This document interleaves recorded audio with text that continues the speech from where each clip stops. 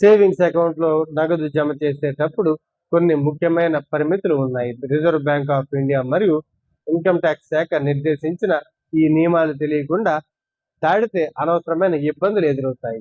ఒక ఆర్థిక సంవత్సరంలో సేవింగ్స్ అకౌంట్ లో 10 లక్షల వరకు నగదు జమ చేయవచ్చు. రోజువారీగా 50,000 దాటితే పాన్ వివరాలు ఇవ్వాల్సి ఉంటుంది. పాన్ లేకపోతే ఫారం 60 లేదా 61 సమర్పించవచ్చు. ఈ పరిమితిని ఒక వ్యక్తి యొక్క అన్ని బ్యాంకు ఖాతాకు కలిపి లెక్కిస్తారు. కొన్ని సందర్భాల్లో రోజుకు 1,00,000 వరకు జమ చేసుకోవచ్చు. అప్పుడప్పుడు 2.5 లక్షల వరకు కూడా అనుమతి ఉంటుంది.